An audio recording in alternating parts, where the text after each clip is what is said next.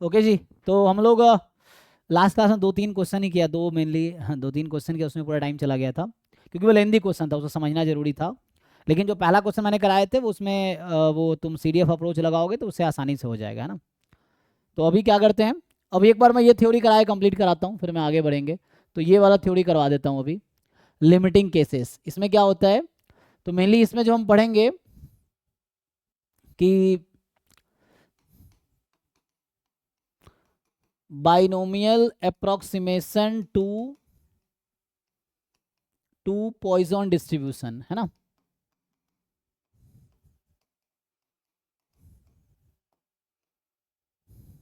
अच्छा, क्या poison approximation, एक मिनट ये लिखने में ना, एक तो ना ये होगा, ये होगा Poisson approximation to binomial distribution, है ना, क्योंकि हम लोग बाइनोमियल को पॉइजन में कन्वर्ट करेंगे, मतलब ये है। तो पॉइजन अप्रोक्सीमेशन टू बाइनोमियल,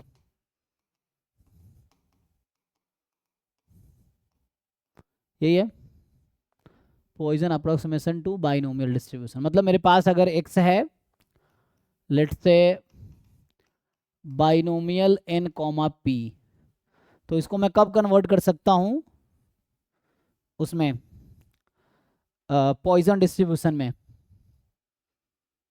क्या कंडीशन है,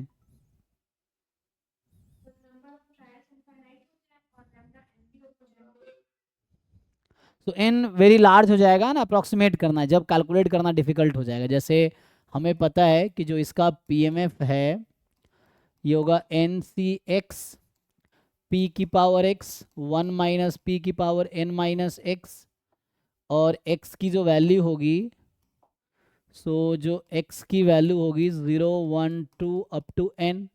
अब ऐसा हो n बहुत लार्ज हो जाए, तो एन सी एक्स कैसे निकालो, मान लो n 1000 सी 100 निकालना है, तो बाई हैंड है ना, यहाँ एनालिटिकली बहुत डिफिकल्ट होगा। सो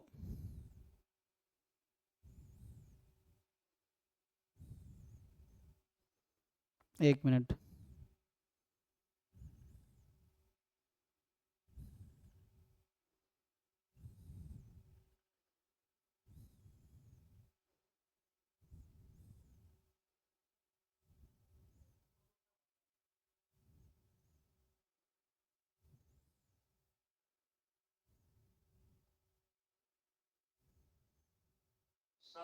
जी जी,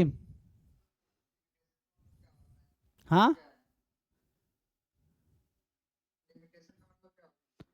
कौन से लिमिटेशन, हाँ लिमिटेशन नहीं है, लिमिटिंग है।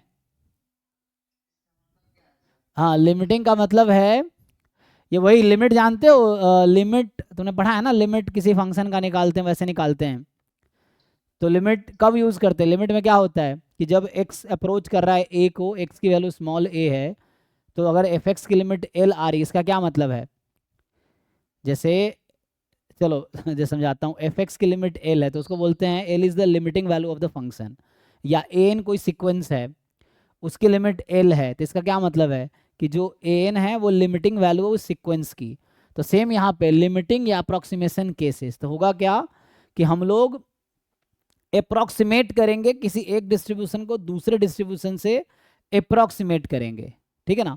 तो लिमिटिंग का केसेस ये हुआ कि जैसे यहाँ पे मेनली क्या होगा, जब n टेंस टू इन्फिनिटी होगा और p टेंस टू मान लो 0 होगा, मतलब n लार्ज होगा यहाँ पे, p स्मॉल होगा, लिमिट निकाल रहे हैं, वही लिमिट कॉन्सेप्ट है, जो लिमिट तुम जानते हो, फंक्शन की लिमिट, सीक्वेंस की लिमिट, वही चीज़ यहाँ पे है, ठीक है ना। लिमिटिंग या अप्रोक्सीमेशन,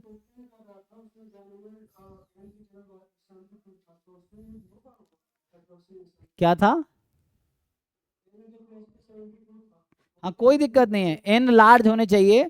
जहाँ पे अब मान लो तुमसे पूछ ले 72 C 20 निकाल दो, वो तुम्हें निकालने में बहुत घंटों लगेंगे तब निकलेगा, है ना, इतना आसानी से नहीं निकाल पाओगे। अगर 72 C 20 पूछ लिया, तुम कैलकुलेट करो कितना डिफिकल्ट होगा, तो बाई हैंड इतना आसान नहीं है। तो जहाँ पे कैलकुलेशन मुश्किल हो बाइनोमियल के लिए, तुम अप्रोक्सीमेट कर लो पॉइजन में, तो वहाँ लगेगा। इनफैक्ट तुम बाइनोमियल 10 कॉमा मान लो 1/10 है तब भी लगा सकते हो, लेकिन होता क्या, एन जितना लार्ज होगा अप्रोक्सीमेशन उतना करेक्ट आएगा, एन जितना स्मॉल है ना, मतलब एन कम स्मॉल तो अप्रोक्सीमेशन उतना करेक्ट नहीं आएगा, तो एन जितनी लार्ज है अप्रोक्सीमेशन उतना एक्यूरेट वैल्यू की तरफ कन्वर्ज करेगी, लिमिट है ना, जैसे कह रहा है लिमिट ना, तो मतलब अप्रोक्सीमेटली उसकी जो वैल्यू होगी वो कहीं ना कहीं अप्रोच करेगी एक्चुअल वैल्यू के साइड, जहाँ एन जितना लार्ज होगा, बाकी लगा तो कहीं भी सकते हैं। ठीक है ना, तो जनरली इसमें क्या होता है, तो ये देखो मैं बोल रहा हूँ एन बहुत लार्ज है, मान लो ऐसा है कि इफ एन इज लार्ज, मान लो एन की वैल्यू जैसे मैंने कहा 100 है अभी के लिए, 100 है, 200 है, 300 है, 1000 है, एंड पी इज स्मॉल, तो इस केस में क्या होगा, जो एनपी जो नंबर होगी वो कहीं ना कहीं अप्रोच करेगी म्यू पे, या एनपी की वैल्यू जो आएगी उसको हम म्यू कंसीडर करेंगे, है ना। तो होगा क्या, देखो प्रॉब्लम कहाँ आती है, प्रॉब्लम ये आएगी जैसे मान लो 100 सी मैं कह रहा हूँ 20 निकालो, तो तुम निकालोगे 100 फैक्टोरियल, 20 फैक्टोरियल, 80 फैक्टोरियल, बताओ इसका क्या आंसर आएगा, क्या इतना आसानी से निकल पाएगा ये। तो अगर तुम खुद से कैलकुलेट, एग्जाम में इतना टाइम थोड़ी है, तो उसमें हमें क्या करना है, अप्रोक्सीमेट करना है, तो इसकी एग्जैक्ट वैल्यू नहीं चाहिए, approximate, you can approximate it to some other, exam में लिखा रहता है कहाँ अप्रोक्सीमेशन यूज करना है कहाँ नहीं करना है। तो n is large and p is small, उस केस में क्या करेंगे हम लोग कि np को म्यू, np की जो वैल्यू आएगी उसको म्यू मान लेंगे, सो वी विल अप्रोक्सीमेट, तो हम लोग क्या करेंगे, we will approximate x as, तो इसको हम पॉइजन में अप्रोक्सीमेट कर देंगे, पॉइजन क्या हो जाएगा म्यू, तो म्यू की वैल्यू क्या हो जाएगी n इंटू पी, सिंपल है ना। तो अगर x बाइनोमियल np था लेकिन यहाँ पे कैलकुलेशन डिफिकल्ट है, तो उस केस में हम लोग इसको अप्रोक्सीमेट करेंगे पॉइजन म्यू में, म्यू क्या है यहाँ पे np है, तो अब जो pmf होगा x का वो आ जाएगा e की पावर माइनस लैम्डा, लैम्डा की power x upon x factorial, और n चूंकि लार्ज है ना, मैं कहा ना n लार्ज है, तो वहां पे x की वैल्यू है ना 0 1 2 डॉट डॉट डॉट ये चलती चली जाएगी, तो मेनली है ना तुम देखोगे n टेंस टू इन्फिनिटी लिखा रहता है, लेकिन जरूरी नहीं है कि बहुत, हाँ लैम्डा ले लो, मैं म्यू लिखा हूँ ना वही चीज़ है, लैम्डा लिख लो, तो अच्छा मैं लिखा अलग अलग दिया, हाँ मुझे सेम लिखना चाहिए ना, ठीक है लैम्डा लिख देते हैं, वो म्यू जो था लैम्डा ही था, ओके है ना। तो ये सिंपल स्टोरी है कि बाइनोमियल को अप्रोक्सीमेट करना है हमें पॉइजन डिस्ट्रीब्यूशन में, तो ये इसकी सिंपल स्टोरी है कि क्यों अप्रोक्सीमेट करेंगे, क्योंकि इसका प्रोबेबिलिटी अगर मुझसे पूछ लिया कि एक्स मान लो, जैसे मैं चलो एक मैं क्वेश्चन लिखता हूँ तुमसे, जैसे एक क्वेश्चन है कि एक्स है बाइनोमियल, तुम कह रहे थे मान लो अभी लिख देता हूँ मैं 50 कॉमा 1 अपॉन, चलो 50 ले लो या 1/500, और तुमसे पूछता है कि बताओ क्या प्रोबेबिलिटी है एक्स की वैल्यू 10 से लेके 20 तक होगी, जरा बताओ इसका आंसर, या 10 से 20 ज़्यादा हो जाएगा, तभी मैं कह रहा हूँ 10 से लेके 12 तक, चलो यही निकालो क्या आएगा, तब ऐसे कैलकुलेट करोगे तो 50,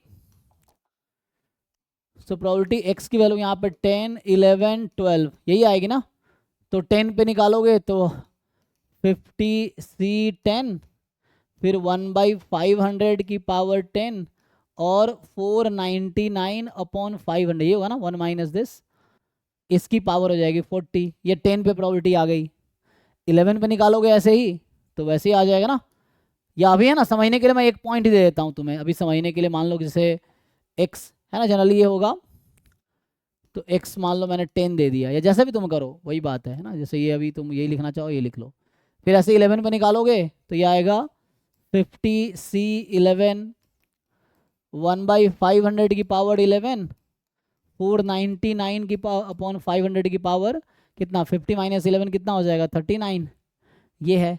फिर ऐसे ही तुम 12 पे निकालो प्रोबेबिलिटी,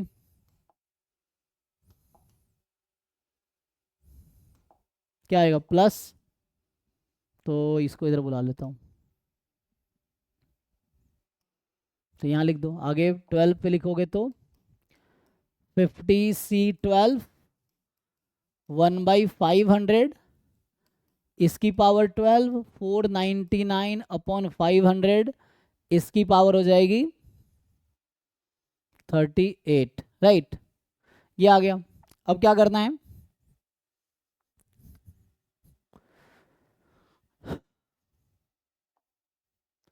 अब बताओ इसका आंसर निकाल के बताओ तुम लोग। मान लो एग्जाम में एक तुमसे पूछे एनएटी क्वेश्चन है, क्या आंसर होगा, निकाल पाओगे? है ना? तो इसीलिए पॉइजन अप्रोक्सीमेशन आया कि हमें क्या करना है, इसको अप्रोक्सीमेट करना है। तो हम लोग इसको अप्रोक्सीमेट करेंगे अब। तो ये बहुत डिफिकल्ट है कैलकुलेट करना, तो will approximate it as, so this will be approximated as x हो जाएगा पॉइसन, है ना, एनपी। तो एनपी कर दो तो 1/10 हो गया अब ये। तो अब जो इसी का आंसर जो हम अप्रोक्सीमेट करेंगे, तो ये लिमिटिंग केसेस है भाई, इसका लिमिटिंग केसेस बोलिए, इसका अप्रोक्सीमेट केसेस बोलिए हमने, ठीक है ना। तो अब इसका आंसर जो हो जाएगा ई की पावर माइनस लैम्बडा, लैम्बडा की power x upon x factorial. ये कैलकुलेटर से कैलकुलेट किया जा सकता है ना। कैलकुलेटर में एनसीआर का ऑप्शन रहता है एक साइंटिफिक में जो उस पर रहता है, नहीं नहीं जो स्क्रीन पे दे रखा है मॉक टेस्ट में, उसमें नहीं होगा ना, तो जैम में भी नहीं देगा, है ना। तो इसको कैलकुलेट किया जा सकता है, ई की पावर -1/10 इसकी पावर 11 अपॉन 11 फैक्टोरियल। तो इस तरह से अप्रॉक्सीमेट कर सकते हो। तो वही पूछेगा जो एग्जाम में इजीली कैलकुलेट होगा, तो मैंने ऐसे ही समझाने के लिए लिख दिया। तो ये कॉम्परेटिवली कैलकुलेट करना आसान है दैन दिस, ये बोल रहा हूँ, है ना, इसको कैलकुलेट करना आसान है। तो ई की पावर दिस, है ना, या वहाँ मैं कुछ और आसान ले लेता अभी के लिए। चलो लेट से अभी मैं इसको अगर 500 के बजाय 50 ले लेता, मान लो, चलो 1/50 ले लूँ, तो क्या हो जाएगा फिर, ये थोड़ा आसान कर देता हूँ। तो ये पॉइसन 1 हो जाएगा, है ना। तो उस केस में क्या आंसर आता, तो इसका अगर मैं करेक्शन करूँगा तो ये जस्ट 50 और ये हो जाएगा 49/50, है ना।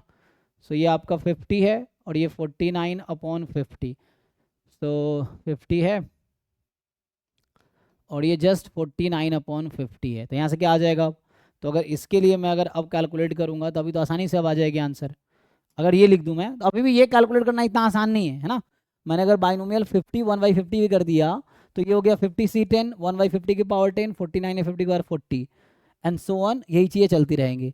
लेकिन इसको अप्रॉक्सीमेट कर लेंगे तो आ जाएगा ई की पावर माइनस लैम्डा, लैम्डा की power x upon x factorial, है ना। फिर ई की पावर माइनस लैम्डा, लैम्डा की power this upon this factorial. फिर ऐसे ही ई की पावर माइनस लैम्डा, लैम्डा की पावर 12, लिखने की जरूरत तो है नहीं 12। और ये कैलकुलेट किया जा सकता है इजीली, देखो कैलकुलेटर से, तो कैलकुलेटर में ये ऑप्शन है ना निकालने का, तो बस आ जाएगा।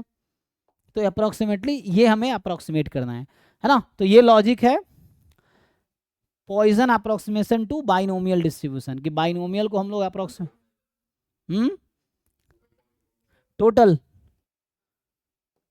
तीनों मिला के,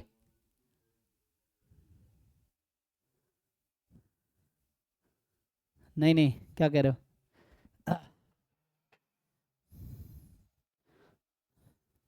हाँ ओके, तो ठीक है ना। वो तो उस तरह से लोग बना देते हैं अपना स्टोरी, बट ठीक है, तुम्हें जब भी बोलेगा तुम उसको अप्रॉक्सीमेट कर लो। तो ठीक है भाई। हाँ पावर में, तो तुम्हें कैलकुलेटर से करना, तुम्हें दिमाग थोड़ी लगाना है।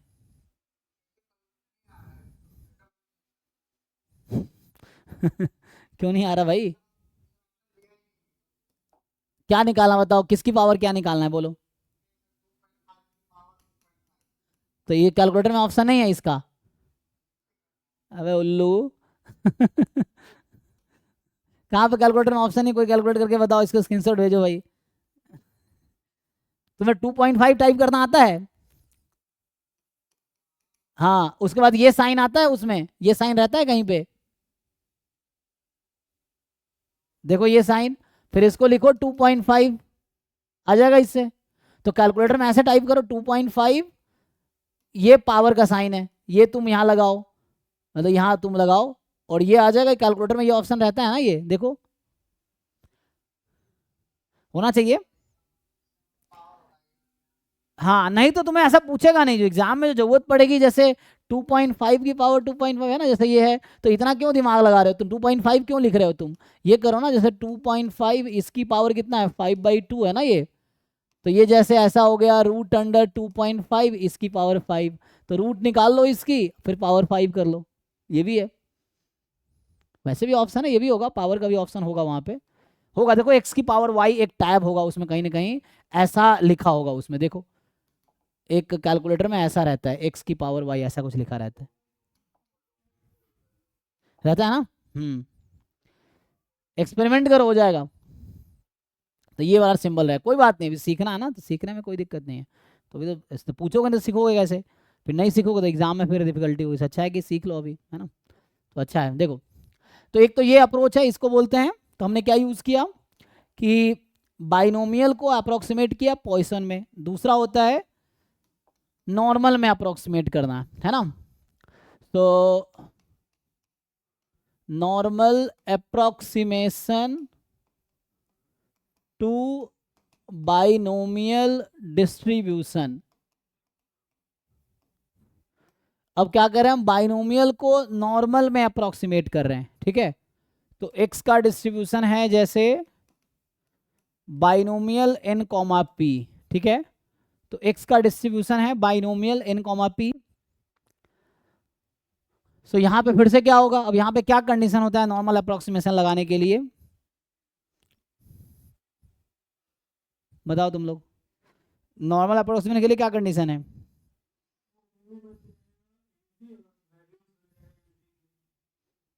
लेकिन कंडीशन क्या है, कब लगा सकते हैं, कब लगाना चाहिए।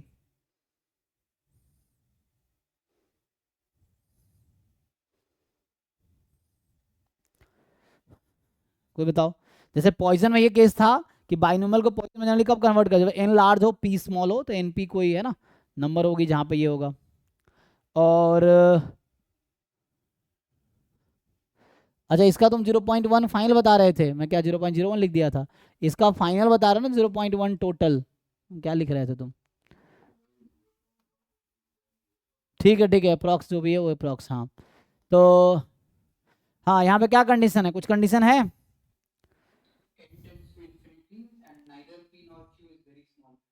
सो जनरली पी क्यू जो होगा वो एक्सट्रीम वैल्यूज नहीं होगा, है ना, जनरली हाफ के आसपास का वैल्यू होगी, एक्सट्रीम नहीं होगा, जैसे पी टेंस, यहाँ पे ये था कि पी स्मॉल है ना, यहाँ पे था कि P should be small, P यहाँ स्मॉल है, पी यहाँ बहुत स्मॉल है, बहुत लार्ज नहीं होगा, है ना, और एन लार्ज होगा उस केस में। तो पी कहीं ना कहीं यहाँ 1/2 के आसपास का नंबर समझ लो, मतलब जरूरी 1/2 ही होगा, उसके बहुत छोटा नहीं होना चाहिए, बहुत लार्ज नहीं होने चाहिए, इस तरह से, है ना, ऐसे लिखते हैं। तो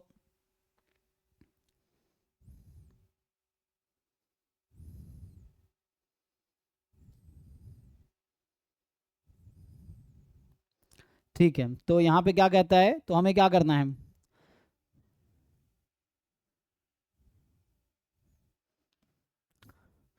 तो यहाँ पे आपको पता ही है ना कि प्रोबेबिलिटी जैसे x is equal to x है, तो कैसे करोगे, सेम अप्रोच है कि p की पावर x 1 माइनस पी की पावर n माइनस एक्स। अगर जैसे तुम्हें निकालना पड़ता है, लेट से ये प्रोबेबिलिटी है कि x between a and b, मान लो ऐसा है, तो क्या होगा, तो अगर x a से b में निकालोगे तो यहाँ a भी कोई नंबर है, या लेट मान लो कोई ऐसा नंबर ले लो जो p लेते हैं हम लोग, मान लो k से लेके r तक है, लेट से मतलब k more than r more than k है। सो ये हो जाएगा summation n c x p की पावर एक्स 1 माइनस पी की पावर n माइनस एक्स, जहाँ x की वैल्यू आपकी स्टार्ट होगी k से और ये r तक जाएगी, यही ना, क्योंकि मतलब बाइनोमियल में अगर कैलकुलेट करना है तो। बट फिर से वही प्रॉब्लम है कि हम लोग क्या करेंगे, इसका कैलकुलेशन डिफिकल्ट होगा बाई हैंड। सो है ना, इसको अगर लिखूं मैं तो ये हो जाता है summation probability x is equal to x from k to r, यही है, तो इसी को लिख दिया हमने। सो ये बाइनोमियल में इस तरह से कैलकुलेट करेंगे। अब यहाँ होता क्या है, अगर n लार्ज है, इफ n इज लार्ज, ठीक है, n की वैल्यू क्या है, लार्ज है हमारे पास, एंड जो p होगा वही जिसमें बताया इन्होंने कि p is neither too close to 0 nor 1। So जो p है, p जनरली है ना 0 और 1 के क्लोज नहीं होगा,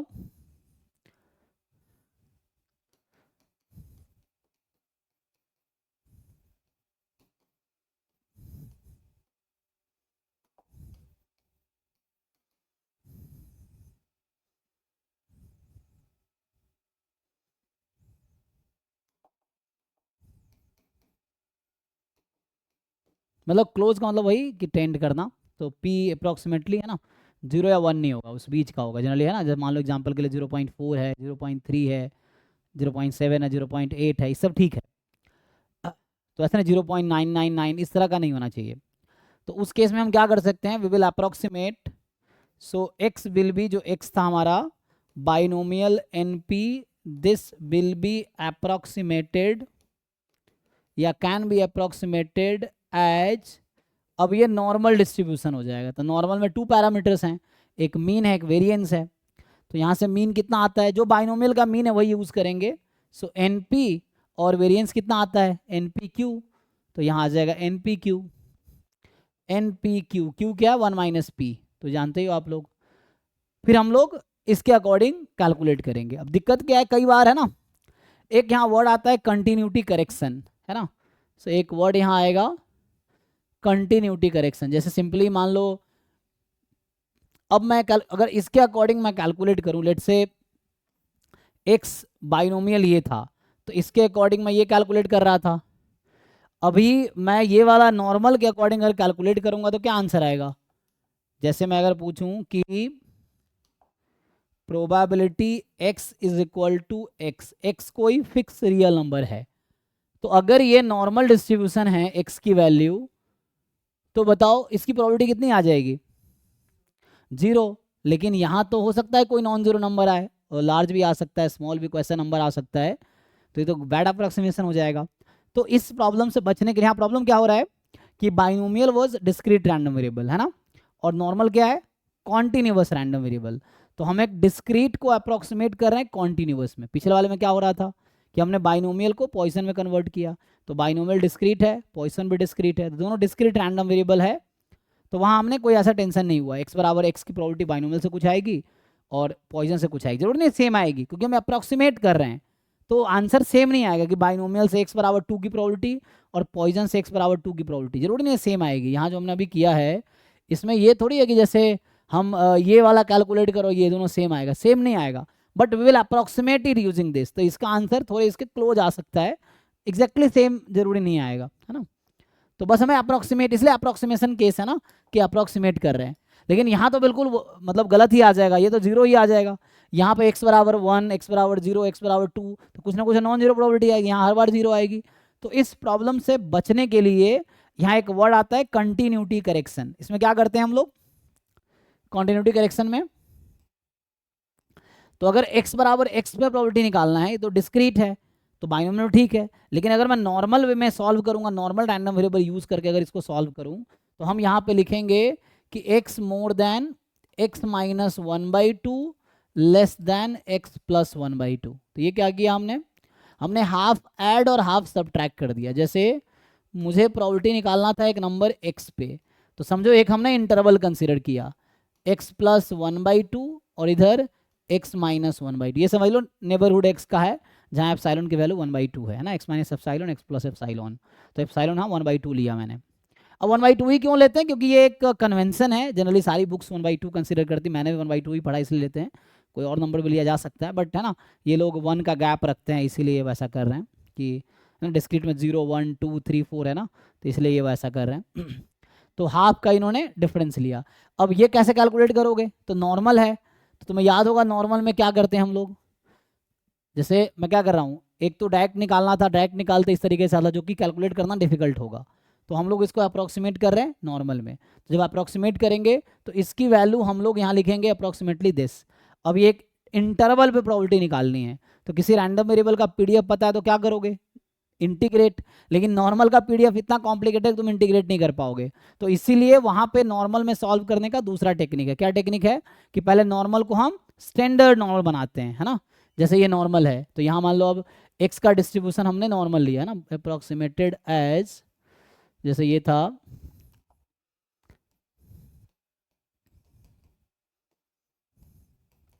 x का डिस्ट्रीब्यूशन ये है, तो आगे क्या करते हैं हम लोग, सो आगे हम लोग क्या करते हैं इसमें, अगर x ये है तो x माइनस म्यू, म्यू यहाँ np है, रूट अंडर npq, इसका डिस्ट्रीब्यूशन क्या आएगा अब, अगर x बाइनोमियल np है ना, तो ये आपने अभी पढ़ा है थ्योरम कि x minus mu upon sigma, sigma square variance है, सिग्मा स्टैंडर्ड डेविएशन है, ठीक है। सो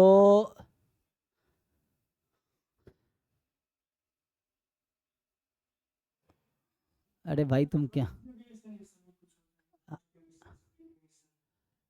उस तरफ उसकी कोई ज़रूरत नहीं है, वो सब छोड़ो। तो हमें बहुत ज़्यादा जानने की ज़रूरत नहीं है। तो यहाँ से क्या आ जाएगा,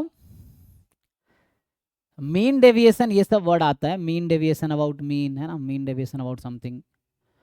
तो उसको डिस्कस करता हूँ अभी। अच्छा, मीन डेविएशन, हालांकि ऐसा सिलेबस डायरेक्ट में था नहीं तो मैंने डिस्कस नहीं किया। मीन डेविएशन होता है उस तरह से, mean deviation about mean, mean deviation about some number के, वो लिख सकता हूँ, बता देता हूँ क्या है, देखो।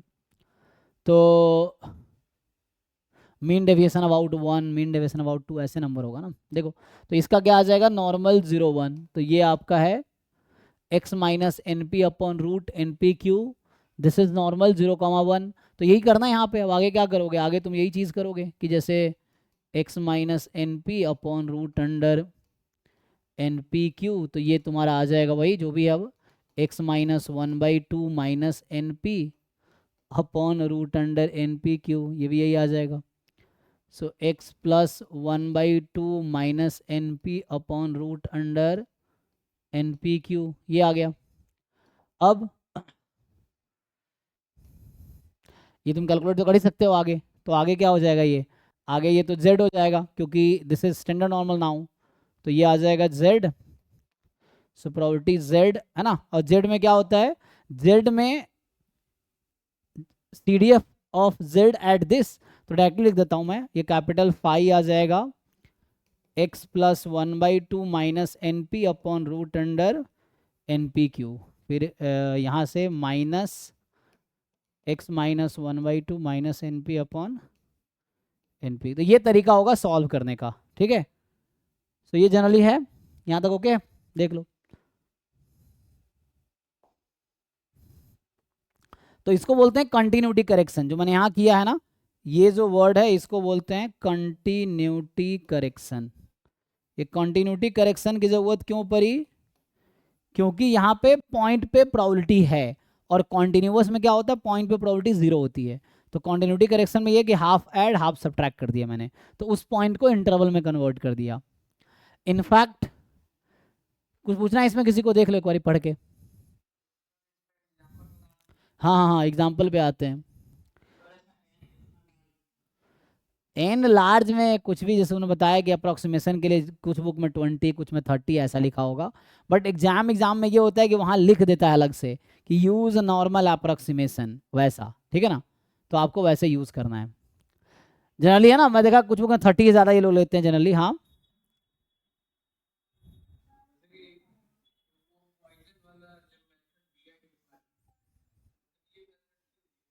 नहीं, बहुत सारे अप्रोक्सीमेशन टेक्निक है ना, तो वो भी एक तरीका है, ये भी एक तरीका, और भी तरीके हैं। सो उस तरह से है, बहुत सारे अप्रोक्सीमेशन टेक्निक है, ये भी एक अप्रोक्सीमेशन टेक्निक है। तो मैं एग्जाम में जानने की जरूरत ये, कई बार प्रूफ्स, है ना, इस क्योंकि वहाँ पे क्या हो रहा है, वो तो डिस्क्रीट टू डिस्क्रीट हो रहा है, यहाँ पे टेक्निक ये क्या डिफरेंट है, डिफरेंट क्या है, डिस्क्रीट टू कॉन्टिन्यूअस हो रहा है ये, तो ये डिफरेंट है ना। वो डिस्क्रीट टू डिस्क्रीट में कन्वर्ट कर रहा है, डिस्क्रीट टू कॉन्टिन्यूअस कर रहा है। जैसे CDF निकालना हो तो वहाँ डिफिकल्ट है CDF निकालना स्टिल। अगर मैं तुम्हें बोलूँ कि जैसे प्रोबेबिलिटी, जैसे पॉइजन में ही लेट से, देखो यहाँ पे जैसे अगर क्वेश्चन पूछा जाता है कि मान लो आपके पास x है बाइनोमियल NP, है ना, तो जनरली दोनों का डिफरेंट है ना। जब पॉइजन लगाते हैं, पॉइजन के लिए ये था कि p की वैल्यू 0 के बहुत क्लोज होगी, मतलब p स्मॉल होगा और n लार्ज होगा, तो पॉइजन अप्रोक्सीमेशन यूज करते हैं हम लोग, ठीक है ना। यहाँ पे क्या है नॉर्मल में, कि नॉर्मल में n तो लार्ज होगा बट p 0 के बहुत क्लोज नहीं होगा, मतलब नहीं होना चाहिए। p should not be very small, p should not be very large.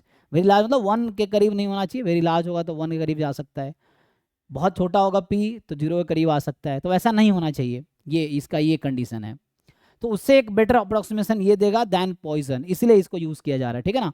तो पॉइजन अप्रोक्सीमेशन बेटर अप्रोक्सीमेशन कब देगा, जब p की वैल्यू बहुत स्मॉल होगी, और ये बेटर अप्रोक्सीमेशन कब देगा, जब p की वैल्यू 1/2 के आसपास होगी, मतलब 0 के बहुत क्लोज नहीं होना चाहिए, 1 के बहुत क्लोज नहीं होना चाहिए, ठीक है। तो इसलिए इसका यूज़ है।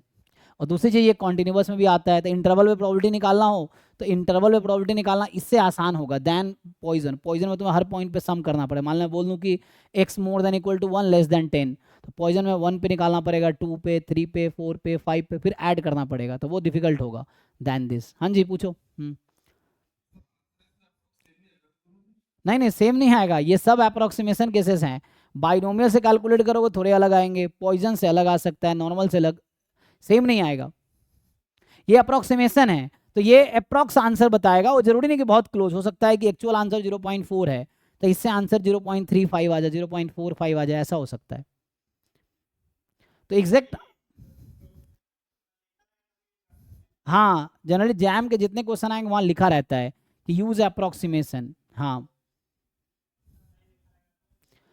नहीं लिखा है तो नहीं यूज करो, या अगर तुम्हारे दिमाग में आता है कि यूज करने से कैलकुलेशन इजी होगा तो कैलकुलेट कर लो, उससे आंसर मिल जाए तो अच्छा है। ये चीज़ है, ठीक है।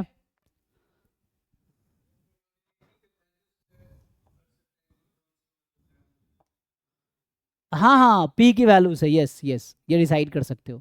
पी अगर 1/2 के आसपास है तो तुम नॉर्मल अप्रोक्सीमेशन लगाओ, पी अगर 0 के बहुत क्लोज है तो तुम पॉइजन अप्रोक्सीमेशन लगाओ, ये कर सकते हो।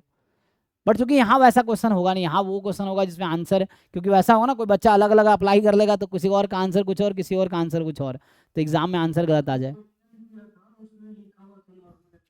हाँ हाँ वो जनरली लिखा रहेगा कि नॉर्मल अप्रोक्सीमेशन यूज करना बाइनोमियल, या तुम्हारी समझ जहाँ पे कहे वैसा यूज कर सकते हो। समझ के लिए वही चीज़ है कि पी की वैल्यू 0 के बहुत क्लोज है तो तुम पॉइजन अप्रोक्सीमेशन यूज करो, एन लार्ज है। पी अगर 0 1 के क्लोज नहीं है ना, हाफ के आसपास है, तो देन यू कैन यूज, जरूर नहीं हाफ ही होगा, 0 के बहुत क्लोज नहीं होने चाहिए, 1 के बहुत क्लोज नहीं होने चाहिए, then you can use this approximation. But most of the cases exam में जितने क्वेश्चन अभी तक आए सब में ऑलमोस्ट लिखा हुआ है कि आप ये अप्रोक्सीमेशन यूज करो। मैं क्वेश्चन दिखाऊंगा अभी, अभी क्वेश्चन जैम का देखेंगे, पहले समझ लो। तो मैं ये कह रहा हूँ जैसे मान लो मुझे जरूरत पड़ेगी प्रोबेबिलिटी, जैसे मैं कह रहा था कि x more than equal to r less than equal to s या k, जो अभी उस समय लिख रहा था ना मैं कि x more than equal to k less than equal to r, मान लो r और k कोई नंबर है, तो अगर तुम बाइनोमियल से करोगे तो ऐसे करना पड़ेगा, या पॉइजन से भी सॉल्व करोगे तो ऐसे करना पड़ेगा, x बराबर k टू r, ये फिर मुश्किल होगा थोड़ा सा, ठीक है ना। तो उसमें क्या होगा हमारे पास, अब हम अप्रोक्सीमेट करेंगे इसको, तो फिर से वही कंडीशन है, एन लार्ज होना चाहिए, p should not be very close to 0 और 1। तो उस केस में हम यूज करेंगे नॉर्मल, कितना आ जाएगा एन पी और एन पी क्यू। और अगर ये निकालना है तुम्हें, अभी मैं ये बता रहा हूँ कि हाउ टू कैलकुलेट, और ये मैं क्वेश्चन में यूज करूंगा, तो तुम्हें ये पहले समझना है कि क्या कर रहा हूँ, यही क्वेश्चन यही करना है क्वेश्चन में actually. X more than equal to k less than equal to r, problem ये है कि एक्स बराबर के और एक्स बराबर आर पे ही प्रोबेबिलिटी होगी डिस्क्रीट में, बाइनोमियल में, लेकिन कॉन्टिन्यूअस केस में ये जो इक्वलिटी है इसकी कोई वैल्यू तो होती नहीं है कॉन्टिन्यूअस, क्योंकि उसमें पॉइंट पे मास 0 होता है, पॉइंट पे प्रोबेबिलिटी 0 होती है कॉन्टिन्यूअस में। तो इसका क्या मतलब है, तो इसीलिए हम लोग करते हैं कॉन्टिन्यूटी करेक्शन। तो अगेन इसको अगर सॉल्व करेंगे तो हम लिखेंगे probability x more than k minus 1/2 less than r plus 1/2। तो कर क्या रहे हैं, जो राइट पॉइंट है उसमें हाफ ऐड कर दे रहे हैं, लेफ्ट वाले में हाफ घटा दे रहे हैं। अब बाकी वैसे ही जैसे हम अभी तक करते थे वैसे ही करेंगे कि लाइक प्रोबेबिलिटी है ना, x minus n p upon root under n p q less than r plus half minus this upon n p q और मोर देन इक्वल टू,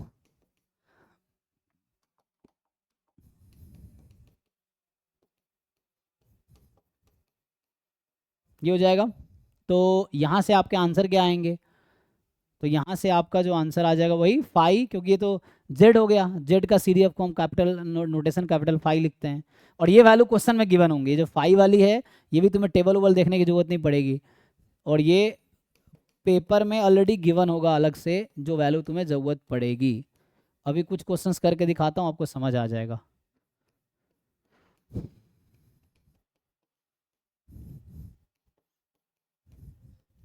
ठीक है, अगेन एक और अप्रोक्सीमेशन आता है।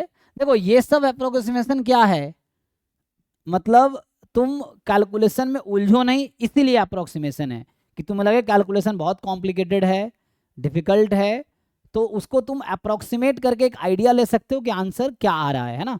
तो ये अप्रोक्सीमेशन टेक्निक्स हैं।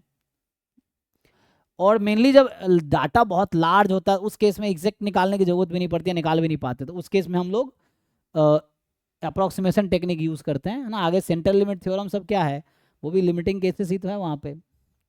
तो ओके, जैसे एक और है, तो ये टेक्निक समझ आ रहा, हमने क्या किया। अच्छा, कंटिन्यूटी करेक्शन कब जरूरी है, जब इक्वलिटी हो। जैसे मान लो इक्वलिटी नहीं है, फॉर एग्जांपल जस्ट अगर ऐसा लिखा होता कि प्रोबेबिलिटी x मोर देन, जैसे लिखा हूं ना k लेस देन r, तो इसमें कोई जरूरत नहीं है आपको लगाने का कंटिन्यूटी करेक्शन, क्योंकि ऑलरेडी, हाँ हाँ वन साइड लगा दो, जिस साइड है उस साइड तुम कंटिन्यूटी करेक्शन लगा सकते हो, है ना। उस साइड तुम उसको हाफ आगे वो कर दो, चाहो तो वैसा कर सकते हो। तो ये सब एक अप्रोक्सीमेशन टेक्निक, आंसर वही आएगा, आंसर जो आएगा तो वो जो जैम में पेपर में आंसर दे रखा होगा उसमें आएगा, तुम कंटिन्यूटी करेक्शन यूज करो ना करो तब भी, क्योंकि जरूरी नहीं हर बार बच्चा यूज ही करेगा। तो यहाँ तुम एक जगह इक्वलिटी है तो तुम एक जगह लगा लो, क्योंकि ये मोर देन के है, लेस देन, तो इसको तुम ऐसा कर सकते हो आर प्लस हाफ कर सकते हो, चाहो तो वैसा कर सकते हो। अगर दोनों साइड नहीं है तो इसमें कोई ज़रूरत नहीं है अप्रोक्सीमेशन लगाने का। मान लो यहाँ इक्वलिटी है, यहाँ नहीं है, तो ये भी हार्ड एंड फास्ट नहीं कि ऐसा करना ही है, तुम नहीं करोगे डायरेक्टली सॉल्व कर दोगे तब भी जैम में जो आंसर आएगा वो तुम्हारा मैच करेगा। मतलब ये सब आंसर न्यूमेरिकल आंसर टाइप में आए हैं, तो उसमें रेंज दे रखा होता है, रेंज बहुत लार्ज दे देगा कि दोनों मेथड से आंसर मैच कर जाएगा, ठीक है ना, इस तरह से। तो इसको चाहो तो ऐसा कर सकते हो तुम, ये है। अगर है ना दोनों इक्वलिटी ऐसा था, अगर ऐसा है इक्वलिटी कहीं लगी ही नहीं है तो इसको तुम कोई कंटिन्यूटी करेक्शन की नीड नहीं है, यू कैन डायरेक्टली कैलकुलेट, जैसे कैलकुलेट करते, कोई नीड नहीं है इस पर कंटिन्यूटी करेक्शन लगाने की, ये है। एक टेक्निक और क्या है, एक है नॉर्मल अप्रोक्सीमेशन टू पॉइजन, है ना। नॉर्मल अप्रोक्सीमेशन टू, मतलब डिफरेंट अप्रोक्सीमेशन टेक्निक्स हैं, बस ये बता रहा है, टू पॉइसन डिस्ट्रीब्यूशन, है ना, पॉइसन डिस्ट्रीब्यूशन। इसमें क्या था कि एक्स पॉइसन म्यू है मान लो, या पॉइसन लैम्डा है। अब यहाँ से फिर से वही चीज़ है, पॉइंट पे प्रोबेबिलिटी निकालना या इंटरवल में निकालना, तो मे भी हो सकता है कई बार कि ये कैलकुलेट करना यहाँ भी डिफिकल्ट हो जाए। लेट से ई की पावर माइनस लैम्डा, लैम्डा की power x upon x factorial, इस तरह चल रहा है मान लो, देखो तो यहाँ भी हो सकता है ना कि जैसे मान लो एक्स बराबर मैं 100 कर दूँ और लैम्डा अगर जैसे लार्ज है, जैसे लेट से एक्स इज पॉइसन 100 मान लो, अब तुमसे पूछ लेता है क्या प्रोबेबिलिटी है एक्स बराबर फॉर एग्जांपल चलो 20 पे, तो ये भी बहुत वैसा होगा, कैलकुलेट करना थोड़ा डिफिकल्ट होगा ना। क्या आएगा, ई की पावर -20, सॉरी लैम्डा कितना है 100 ना, ई की पावर -100, 100 की पावर 20 ऐसा, फिर अपॉन 20 फैक्टोरियल, इस तरह से। हालांकि कैलकुलेटर ये कैलकुलेट कर देगा, लेकिन बाई हैंड डिफिकल्ट हो सकता है। तो इसको भी अप्रोक्सीमेशन का टेक्निक है कि जब, है ना, जब यहाँ पे क्या होगा, व्हेन ये lambda is large, so then you can approximate, जब लैम्डा लार्ज होगा then x can be approximated as, तो वापस नॉर्मल म्यू, इसका मीन कितना होता है पॉइजन का, लैम्डा लैम्डा, तो नॉर्म, अच्छा लैम्डा लैम्डा ना, तो लैम्डा म्यू लिख देता हूँ, वही लैम्डा ही है, तो लैम्डा और लैम्डा कर दो, है ना, तो इस तरह से हो जाएगा। सो दैट कैन, बाकी स्टोरी सेम ही है, किसी पॉइंट पे निकालना हो कंटिन्यूटी करेक्शन करना पड़ेगा, तो इसके हिसाब से फिर से x बराबर x निकालना है, so again you will do the same thing कि x more then x minus half less than x plus half, interval पे निकालना है तो वही रूल है कंटिन्यूटी करेक्शन। तो यहाँ हो क्या रहा है कि पॉइजन डिस्क्रीट है, जो है हमारे पास बाइनोमियल डिस्क्रीट है, नॉर्मल कॉन्टिन्यूस है, तो जब डिस्क्रीट को अप्रोक्सीमेट करते हैं कॉन्टिन्यूस में तो हम कॉन्टिन्यूटी करेक्शन यूज करेंगे, ठीक है ना। So when we approximate discrete to continuous तो कॉन्टिन्यूटी करेक्शन करने हैं। और एक और हमने पहले भी डिस्कस किए थे, वो वाला केस क्या था जिसमें हम बाइनोमियल को हाइपर ज्योमेट्रिक में कर रहे थे ना कन्वर्ट, नहीं हाइपर ज्योमेट्रिक को बाइनोमियल में कन्वर्ट कर रहे थे ना। सो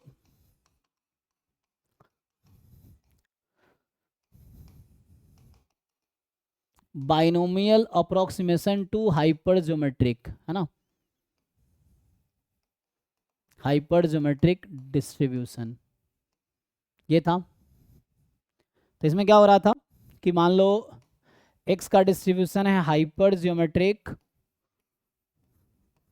कितना, एन एम एन, और आपसे बोलता है हेयर, सो इसका पीएमएफ तो आप सबको पता ही है, इसका पीएमएफ होगा एन चूज, सॉरी, तो हम लोग टोटल कैपिटल एन में से स्मॉल एन चूज करते हैं, कैपिटल एम में स्मॉल एक्स, बाकी जो बचा है उसमें से एन माइनस एक्स, यही था। जहाँ पे एक्स की वैल्यू जो थी 0 1 2 up to minimum of n comma capital M, ये है। तो अब क्या होगा यहाँ पे, जब ऐसा होगा व्हेन, हाँ, जब m and n are large, जब ये लार्ज होगा मतलब टेंस टू इन्फिनिटी भी होगा तो भी लार्ज ही है, तो उस केस में x can be approximated as, जो x का डिस्ट्रीब्यूशन है hypergeometric n m n can be approximated as, क्या बनेगा ये, यहाँ से आ जाएगा, ये हो जाएगा binomial n capital M upon capital N, यही है। तो उसको अप्रोक्सीमेट कर सकते हो। अब ये डिस्क्रीट टू डिस्क्रीट है तो यहाँ कोई कंटिन्यूटी करेक्शन की जरूरत नहीं है ना, क्योंकि दोनों डिस्क्रीट ही है, बाइनोमियल भी डिस्क्रीट है, हाइपरज्योमेट्रिक भी डिस्क्रीट है, तो कंटिन्यूटी करेक्शन की कोई रिक्वायरमेंट नहीं है। मेनली कंटिन्यूटी करेक्शन वहाँ रेलिवेंट है जब आप डिस्क्रीट डिस्ट्रीब्यूशन को कॉन्टिन्यूस में अप्रोक्सीमेट करते हैं, ठीक है। तो अभी मैंने 4 अप्रोक्सीमेशन डिस्कस किया, बाइनोमियल को पॉइसन में, फिर बाइनोमियल को नॉर्मल में, फिर हमने पॉइसन को नॉर्मल में कन्वर्ट किया, फिर यहाँ पे हाइपर ज्योमेट्री को बाइनोमियल में कन्वर्ट किया, ठीक है। तो ये 4 टेक्निक है, जो जरूरत पड़ गया तो जनरली एग्जाम में लिखा रहता है, नहीं लिखा है तो तुम्हारा जब क्वेश्चन पढ़ के एक्चुअली डिसाइड होगा कि यूज करना है कि नहीं करना है ना, ये क्वेश्चन पे डिसाइड होगा। जैसे कुछ क्वेश्चंस देखो जब हम लोग मैं PYQ का ही सॉल्व करता हूँ, वाईफाई ये कौन खोला था, तो हाँ हाँ, ज्योमेट्रिक टू नेगेटिव एनिमल कैसे होगा, क्योंकि ज्योमेट्रिक तो स्पेशल केस है, नेगेटिव एनिमल जैसे आप कह लो बाइनोमियल को बर्नौली में कर सकते हैं क्या, नहीं।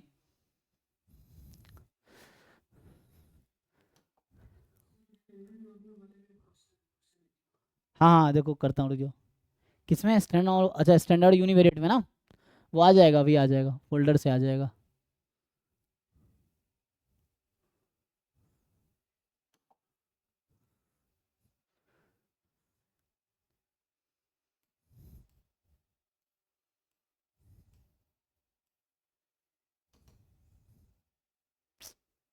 हम्म।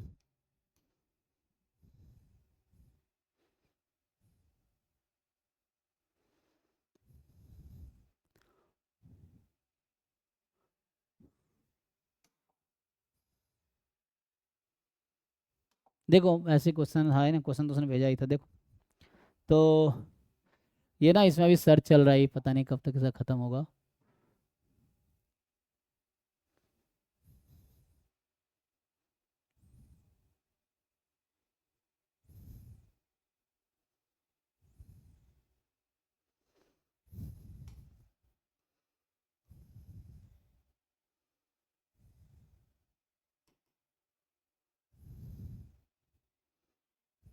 अच्छा, अरे यार ये तो खोलना ही नहीं था मुझे,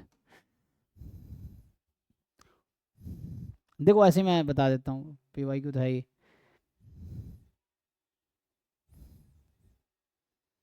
या अभी तुमने आज कर रहे थे ना, ये कर रहा था आई थिंक अमन, तो सॉल्व तुम कर रहे थे ना, हाँ हाँ।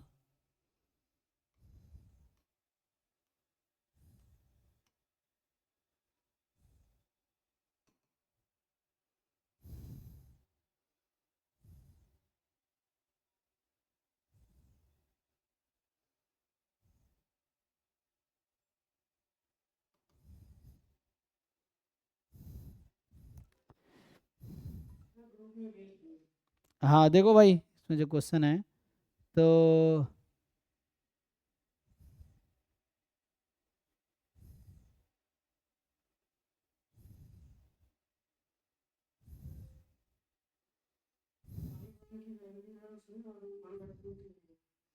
हाँ हाँ हाँ, देखो इसमें आ जाएगा वो क्वेश्चन, सब लोग देख लेंगे तो यहाँ आ जाएगा।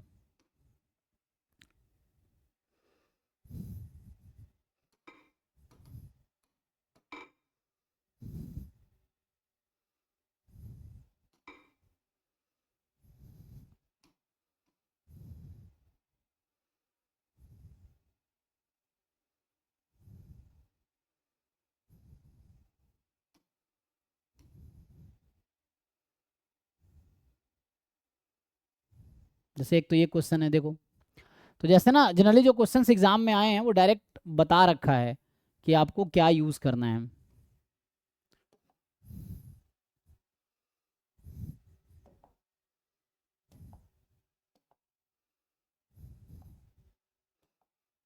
ठीक है, जैसे ये है, तो एक तो ये क्वेश्चन है और दूसरा भी ढूंढता हूँ, फिर एक साथ करते हैं। देखो तो एक तो ये है ना, यहाँ क्या बोल रहा है, use Poisson approximation to binomial. जैसे एक तो ये है जो इसने भेजे थे, तो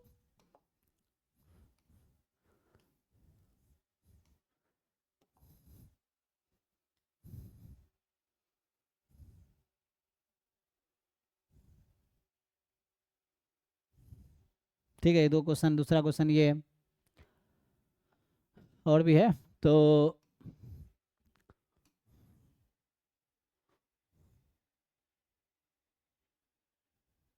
अच्छा ये तो वो सब आ गया अब।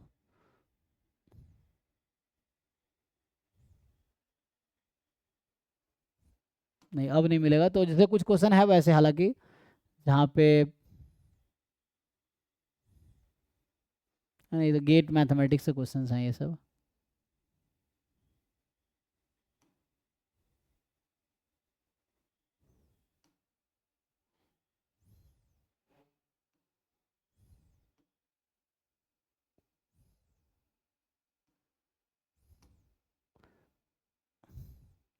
ये सब हमारे काम का नहीं है, छोड़ दो इसका ना, तो इसको हटा दो। तो ये सब है ना मैथ्स का है।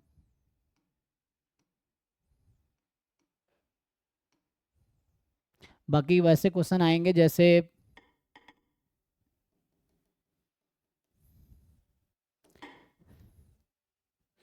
ये काजू को इंग्लिश में क्या बोलते हैं, एक वर्ड क्वेश्चन है ना, काजू वाला क्वेश्चन था ना एक। हाँ कैस्यू नट्स वाला ना, तो इसमें एक क्वेश्चन वैसा भी आएगा। हाँ हाँ, जैसे ये क्वेश्चन है एक, तो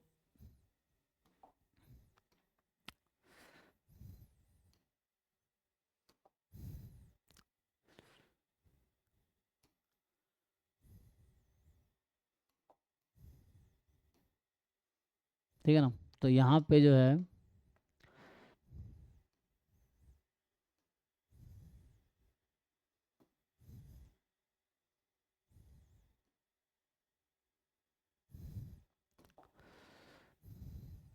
देखो, तो तीन क्वेश्चन हमने लिखे हैं, ये तीन क्वेश्चन है अगर दिख रहा हो तो। और भी हैं, एक दो और क्वेश्चन है, वो था क्या था उसमें, I think n tends to infinity वाला क्वेश्चन था।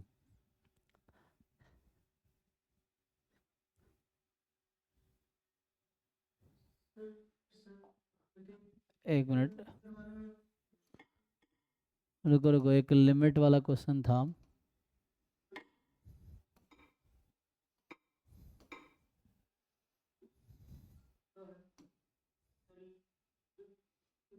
तुम्हारी आवाज़ नहीं आ रही है।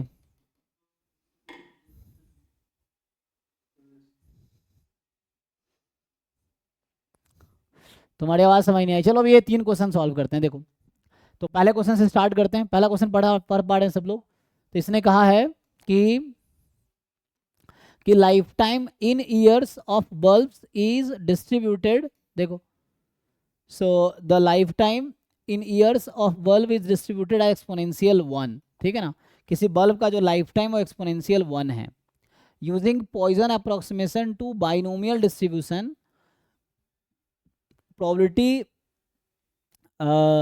that out of the 50 randomly chosen bulbs at most one fails within 1 month। अब देखो क्वेश्चन थोड़ा सा कॉम्प्लिकेट किया है, तो एग्जाम में इतना आसान नहीं आएगा, है ना। तो जरा समझो क्या बोलना चाह रहा है। क्वेश्चन क्या बोल रहा है, out of 50 randomly chosen bulbs, तो बाइनोमियल मतलब एनपी होता है ना, तो एक्स का डिस्ट्रीब्यूशन कहीं ना कहीं बाइनोमियल होगा। तो बाइनोमियल में क्या है, क्वेश्चन ये है कि एक्स का डिस्ट्रीब्यूशन अगर बाइनोमियल एन कॉमा पी है, क्योंकि हमें यूज करना है Poisson approximation to binomial distribution, तो यहाँ पहले ढूंढना पड़ेगा एन क्या है और पी क्या है। तो कह रहा है कि out of 50 randomly chosen bulbs क्या प्रोबेबिलिटी है at most one fails within 1 month, at most one fails within 1 month. तो पहले ये कैलकुलेट करना होगा कि कोई एक बल्ब खरीदा तो क्या प्रोबेबिलिटी, और बल्ब का लाइफ टाइम क्या है, तो एक तो एक्स है यहाँ पे और एक टी है, टी मतलब life time of the bulb, तो यहाँ जो टी लिख रहा हूं मैं, टी जो है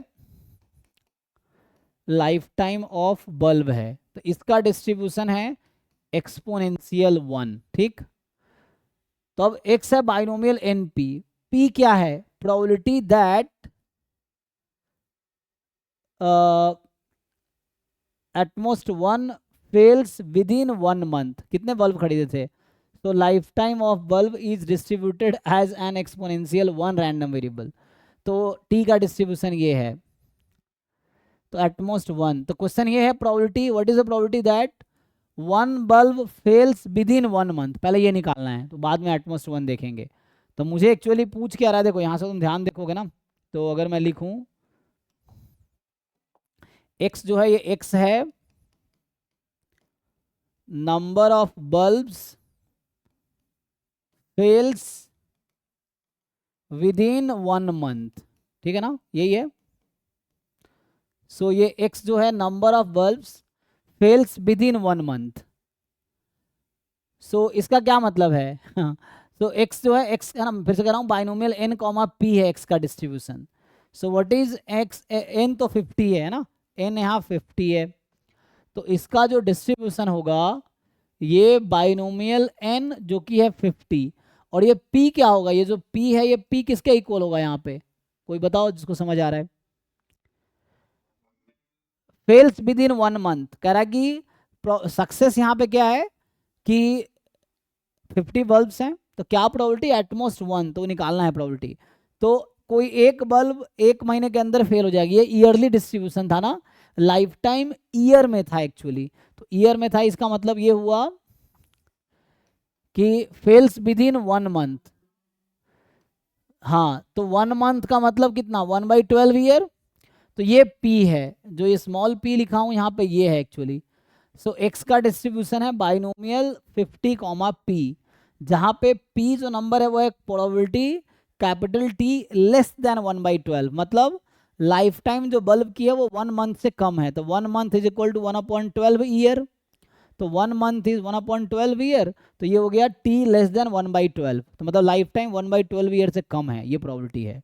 तो मुझे निकालना यहाँ पे क्या हो, तो बाद में बताऊंगे, है ना, यहाँ पूछा गया हमसे, सो हमसे इन्होंने पूछा है एक्चुअली, तुम देखोगे तो यहाँ पूछा है कि क्या प्रोबेबिलिटी है एटमोस्ट 1 बल्ब, एटमोस्ट 1, तो probability x less than equal to 1, यही ना एटमोस्ट 1, ये हमसे पूछा जा रहा है यहाँ पे इस क्वेश्चन में, इसकी प्रोबेबिलिटी मतलब probability x is equal to 0 plus x is equal to 1, लेकिन तुम्हें यहाँ क्या यूज करना है, तुम्हें बाइनोमियल डिस्ट्रीब्यूशन नहीं यूज करना है, क्वेश्चन ये है x का डिस्ट्रीब्यूशन बाइनोमियल है, but you don't have to use binomial distribution, इसने कहा है using Poisson approximation to binomial distribution. तो पहले p कैलकुलेट कर लो, बताओ p की वैल्यू कितनी आएगी,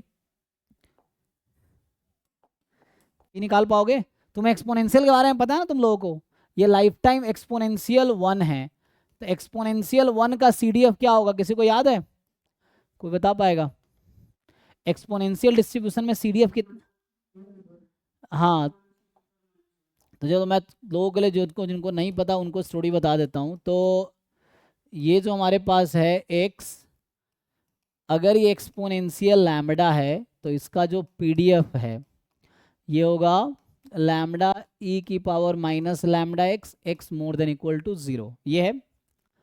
इसका जो CDF होगा, ये CDF होता है जो कि तुम निकालोगे x less than equal to x, तो ये तुम्हारा निकल के आएगा 1 माइनस ई की पावर माइनस लैम्बडा एक्स, ये आएगा जी इसके लिए। और एक और जैसे 1 माइनस सी डी एफ की कई बार ज़रूरत पड़ जाती है एक्सपोनेंशियल में, तो ये हो जाएगा x मोर देन x, इसका जस्ट कॉम्प्लीमेंट। तो ये यहाँ से 1 माइनस कर दोगे तो क्या आ जाएगा, ठीक है भाई देख लो, तो आ जाएगा। तो अगर इसकी जरूरत पड़ेगी तो एक्सपोनेंशियल की स्टोरी है। तो इसको अगर मैं यूज़ करूँगा यहाँ पे, तो हो क्या रहा है कि इसकी वैल्यू आ जाएगी 1 माइनस सी डी एफ है ना, लेस देन है, तो ई की पावर माइनस टी हो जाएगी, ये आ जाएगी, ठीक है। C d f of t जो आएगी 1 माइनस ई की पावर माइनस टी एक्सपोनेंशियल 1 का। तो ये निकालोगे तो ये जो स्मॉल p है ये c d f of t at 1/12, ये आएगा 1 माइनस ई की पावर माइनस 1/12। कैलकुलेटर से इसको अप्रॉक्सीमेट करो कितना आता है। देखो भाई नवल, ये ऑप्शन होना चाहिए कैलकुलेटर में, वरना कैसे कैलकुलेट होगा। अब ये एग्जाम का आया हुआ क्वेश्चन है, तो बच्चा हाथ से कैसे कैलकुलेट करेगा। ई तो होता है 2.718, अब उसकी पावर 1/12 स्टूडेंट कैसे निकालेगा, तो ये कैलकुलेटर ही निकाल पाएगा। बताओ क्या आएगा। सो 1 माइ हाँ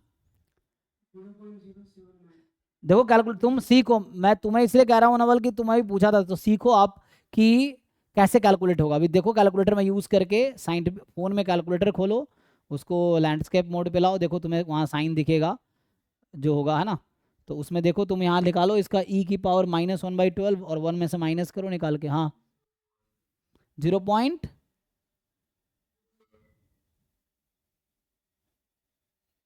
कोई और बता भाई। 0.08, ठीक है। तो ये p की वैल्यू आ गई थी, जो बाइनोमियल p था ना, तो ये हो गया था फाइनली। मुझे अब ये मिल गया कि जो x का डिस्ट्रीब्यूशन है इस क्वेश्चन में, है ना, तो मुझे क्या समझ आया कि जो इस क्वेश्चन में x का डिस्ट्रीब्यूशन है, तो x का डिस्ट्रीब्यूशन है बाइनोमियल 50,0.8 अप्रॉक्स। अब हमें क्वेश्चन है बाइनोमियल को पॉइजन में अप्रॉक्सीमेट करना, ये क्वेश्चन कह रहा है। तो अभी तक मैं बस x का डिस्ट्रीब्यूशन निकाल रहा था, अभी तक हम लोग क्या कर रहे थे, एक्स का डिस्ट्रीब्यूशन निकाल रहे थे जस्ट। अब मुझे इसको अप्रोक्सीमेट करना है पॉइजन में, जैसा क्वेश्चन का है। सो पॉइजन बाइनोमियल एनपी है ना, लैम्बडा इज एनपी, यहाँ हो जाएगा, तो एनपी कितना 4 आ जाएगा। अब तुम्हें निकालना है प्रोबेबिलिटी एक्स 0.08। हाँ अच्छा एक मिनट, मैंने यहाँ गलती से लिख दिया ना, हाँ हाँ वहाँ सही, वो सही लिखा हुआ है, यहाँ पे 0.08 हो गया। तो अब आपके पास आ जाएगा 8 5 जा, ठीक है ना। अभी कितना आ जाएगा, 4 ही आएगा, तब भी देख लो, ठीक है ना, वहाँ लिखने में गलती किया था मैंने, ठीक है। तो ये हो जाएगा ना x less than equal to 1, तो probability x is equal to 0, probability x is equal to 1। अब इसमें पॉइजन का ये यूज़ करो पीएमएफ, पॉइसन रैंडम वेरिएबल का पीएमएफ यूज़ करो आप।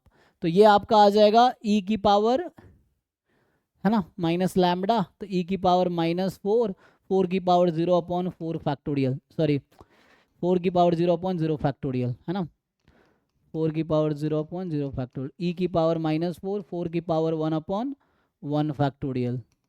तो ये कितना आ गया, कैलकुलेट कर लो, ये 5 इंटू ई की पावर -4 आ गया ना,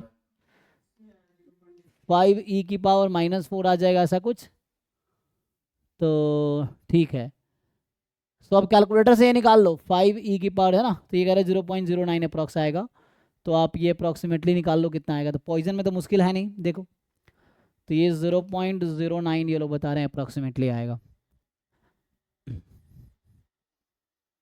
चेक करो भाई, जिनको डाउट है पूछो अभी। तो पहले तो हमारा चैलेंज था एक्स का डिस्ट्रीब्यूशन निकालना, उसके बाद बोला था इसने at most 1 bulb fails within 1 month. तो बाइनोमियल में क्या होता है, number of success in n trials, तो यहाँ सक्सेस है फेल्स विद इन 1 मंथ, वो सक्सेस है एक्चुअली। तो पूछा था एटलीस्ट 1 सक्सेस की प्रोबेबिलिटी बताओ, तो एटलीस्ट 1 सक्सेस की प्रोबेबिलिटी पूछ रहा था, एटलीस्ट 1 सक्सेस, और सक्सेस था फेल्स विद इन 1 मंथ। तो P होता है probability of success in 1 trial. तो मैंने क्या किया, पहले प्रोबेबिलिटी विद इन 1 मंथ निकाला कि कोई बल्ब 1 मंथ से पहले फेल हो जाएगी, इसकी क्या प्रोबेबिलिटी है। तो ये डिस्ट्रीब्यूशन तो ईयर में था, डिस्ट्रीब्यूशन वॉज इन ईयर्स, तो t लेस देन 1/12, तो यहाँ से आंसर आ गया, देख लो भाई।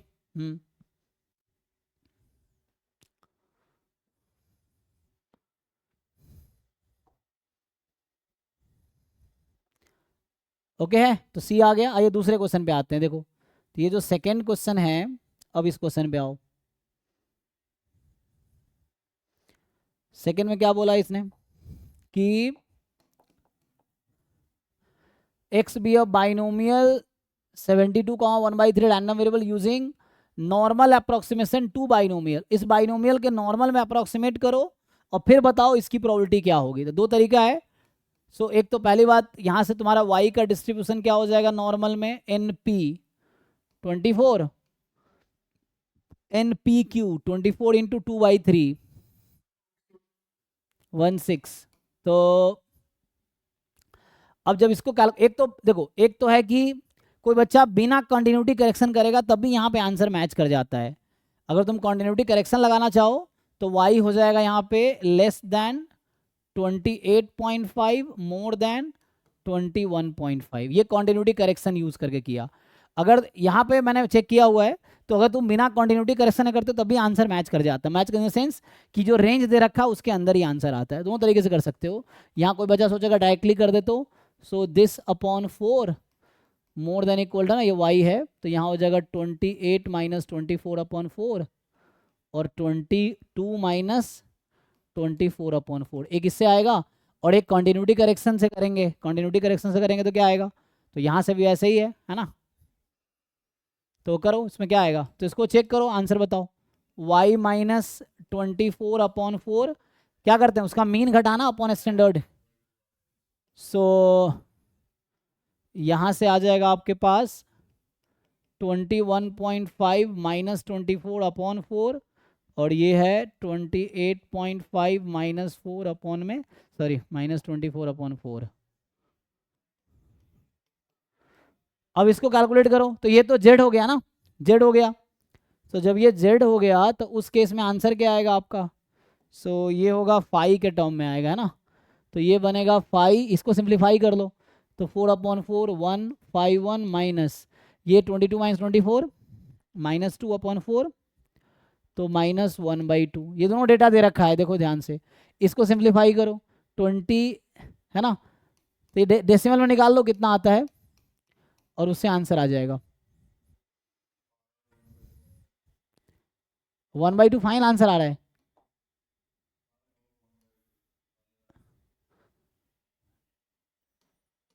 फाइव ऑफ 1,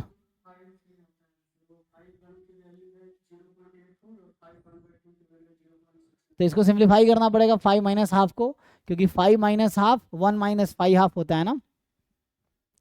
क्योंकि जब 5 के अंदर नेगेटिव क्वांटिटी है उसको तुम लिख सकते हो 1 माइनस 5 ऑफ पॉजिटिव क्वांटिटी। तो कहने का मतलब ये है, यहाँ से अगर इसको फर्दर आगे यहाँ सॉल्व करूँ, अगर ये जो है उसको मैं आगे सॉल्व करूँ कि 5 1 माइनस 5 ऑफ माइनस हाफ, तो 5 1 minus 5 of 1 minus 1 minus 5 of half. अब वैल्यू पुट करो तो 5 1 कितना, ये क्वेश्चन में दे रखा है, जिस ईयर का क्वेश्चन है ना उसमें जाके देखो पहले पेज पे ये डेटा दे रखा है, चेक करो जाके। तो 5 1 क्वेश्चन में लिखा हुआ है फर्स्ट पेज पे पेपर में, कितना है भाई, 0.84 माइनस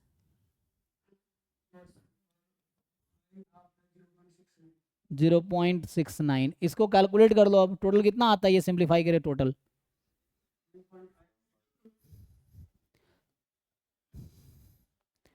अभी जिसका पूछ रहा हूँ उसका ही बताओ, ठीक है ना, दो अलग अलग आंसर मत बोलो।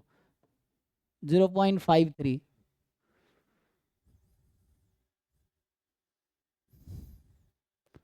देखो चेक कर लो बाकी लोग। अब दूसरा तरीका है कि ये वाला हम कंटिन्यू करें, तो ये कितना आता है यहाँ पे बताओ सिंप्लीफाई करके। ये जो है इसको कैलकुलेटर यूज करो और कैलकुलेटर यूज करके बताओ ये कितना आएगा। तो इसको यहीं लिख दूं, चलो पहले यहाँ लिख देता हूँ 5 ऑफ, तो ये कितना था 28 है ना, ये हो गया 4.5/4। 4.5 को डिवाइड करो 4 से 1.125, ओके, माइनस 5 ऑफ, अब ये हो जाएगा 21.5 माइनस 24 माइनस 3 माइनस, हाँ माइनस 0.625, ओके, सो 625। तो मतलब ये है यहाँ पे कि 21.5 माइनस 24, ठीक है ना, तो माइनस 2.5/4 0.6। अब इसको देखो, फिर इसको मैं कंटिन्यू करता हूँ यहाँ पे, उसी चीज़ को मैं यहाँ कंटिन्यू कर रहा हूँ, तो ये हो जाएगा 5 ऑफ 1.125 माइनस 1 माइनस वो जो नेगेटिव है ना उसको हटा दूंगा, सो 5 ऑफ 0.625। और चेक करो जो क्वेश्चन पेपर है उसमें ये डेटा भी गिवन है, मतलब वो इसलिए गिवन है, इसका मतलब जो आंसर की जिन्होंने बनाए हैं उन्होंने ये कहा है कि जो बच्चा विथ कॉन्टिन्यूटी करेक्शन करता है तब भी आंसर उन्होंने दे रखा है उसके डेटा के हिसाब से, क्योंकि उनको कैसे पता इस 5 की जरूरत पड़ेगी, है ना, क्वेश्चन में कैसे पता कि 5 1 और 5 हाफ आएगा, उन्होंने सॉल्व किया है पहले, फिर उनको कैसे पता कि ये 5 1.125 आएगी और 5 0.625 आएगी, उन्होंने सॉल्व किया पहले, फिर उन्होंने डेटा दिया है, तो बट सॉल्व तो होता ही है, तो इसको यूज कर लो, है ना। तो ये डेटा इसलिए गिवन है क्योंकि उसने दोनों तरीके से सॉल्व किया है, तो जिन्होंने आंसर की बनाया उन्होंने दोनों तरीके से सॉल्व किया और दोनों के केस में डेटा दिया है और ऐसा रेंज दिया आंसर की में कि दोनों से आंसर मैच करेगा। हाँ कितना है भाई अमन?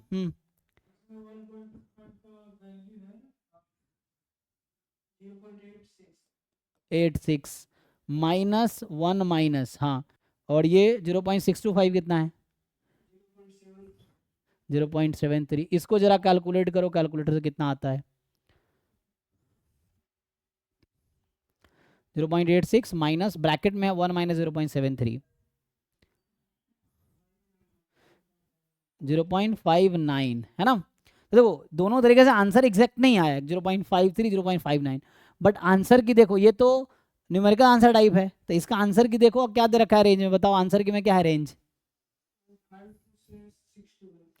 52 से 62 है ना, 0.52 से 0.62 तक है, तो ये भी आ जाएगा उसमें, ये भी आ जाएगा उसमें, दोनों आ जाएगा ना, ऐसा रेंज उन्होंने बनाए हैं खुद से, ठीक है भाई। तो एक्यूरेटली अगर देखेंगे तो मुझे पूछा कौन सा बेटर है, तो चूंकि यहाँ इक्वलिटी लगी हुई है ना दोनों में, तो इक्वलिटी लगी तो 22 पे भी मास होता, तो वो अगर हम डायरेक्ट बिना कंटिन्यूटी करेक्शन करेंगे तो हम उस पॉइंट को इग्नोर कर रहे हैं एक्चुअली, और यही वजह है, तुम देखो यहाँ 0.59 आया है, यहाँ 0.53 आया है, क्योंकि पहले में जब मैंने कंटिन्यूटी करेक्शन नहीं किया तो मैंने 28 और 22 को इग्नोर किया। क्यों इग्नोर किया? क्योंकि हमने डायरेक्टली कॉन्टिन्यूस बना दिया इसको, तो डिस्क्रीट में यहाँ मास था लेकिन अब ये कॉन्टिन्यूस में कन्वर्ट कर रहा हूँ मैं, तो यहाँ पे मैंने मास इग्नोर किया क्योंकि कॉन्टिन्यूस में पॉइंट में मास होता ही नहीं है, इसीलिए इस मेथड से आंसर 0.53 आया, कम आया। और यहाँ 0.59 क्यों आया? क्योंकि यहाँ मैंने कंटिन्यूटी करेक्शन किया, तो हमने ये 22 और 28 को भी विद इन ब्रैकेट कर लिया हमने, तो इन दोनों पे जो प्रोबेबिलिटी आती बाइनोमियल में उसको हमने यहाँ पे इंक्लूड किया है, क्योंकि यहाँ हम 21.5 से स्टार्ट करें 28.5 तक, तो इसके इनमें हमने 22 28 को इंक्लूड किया, मतलब वैल्यू दिया, यहाँ पे हमने इग्नोर किया उसको और यहाँ हमने इसको इंक्लूड किया, इसलिए आंसर ये, तो ये मोर एक्यूरेट आंसर होगा यहाँ पे देन दिस, है ना, 0.59 ज़्यादा एक्यूरेट आंसर होगा देन 0.53, बिकॉज यहाँ इक्वलिटी लगी हुई है इसीलिए, ठीक है ना। अब आते हैं इस क्वेश्चन पे, तो एक क्वेश्चन था बाइनोमियल को पॉइजन बनाना था, एक क्वेश्चन था बाइनोमियल को नॉर्मल बनाना था अभी। अब ये जस्ट तुम्हें खुद से डिसाइड करना है, इसका अलग कोई डिस्ट्रीब्यूशन नहीं है, but you have to decide yourself. देखो ये तीसरा क्वेश्चन जो है इसको जरा समझो, सो क्या कह रहा है ये, 2000 cashew nuts are mix thoroughly in the flour, है ना, कि 2000 कैस्यू नट्स को आपने मिक्स किया फ्लोर आटे के साथ, है ना, एक साथ, और entire mixture is divided into 1000 equal parts, फिर पूरे मिक्सचर को 1000 पार्ट में डिवाइड कर दिया आपने इक्वल पार्ट्स में। अब ये नहीं कह रहा कि कैस्यू नट्स इक्वल डिस्ट्रीब्यूट हुआ, जो मिक्स किया था उसको पार्ट किया, तो हो सकता है कैस्यू नट्स कैसे भी डिस्ट्रीब्यूट हो सकता है, ठीक है। अब कह रहा है कि each part is use to make one biscuit, पहले कैस्यू नट्स को 2000 को फ्लोर के साथ मिक्स किया, उसको रैंडमली 1000 पार्ट में ब्रेक किया, ईच पार्ट से एक बिस्किट बनाया, मतलब टोटल 1000 बिस्किट बने, ठीक। अब ओके जी 1000 बिस्किट बने, assume that no cashew nuts are broken in the process, ठीक है। so a biscuit is picked up at random, then probability that it contain no cashew nuts is, so क्या probability है ना, question सोचो जरा समझो। तो x अगर मैं लेता हूं नंबर ऑफ कैस्यू नट्स जो दे रखा है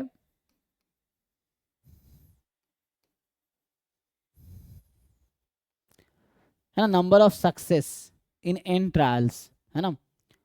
so number of cashew nuts, ये बता ना क्या प्रोबेबिलिटी इट कंटेन एक बिस्किट में, है ना।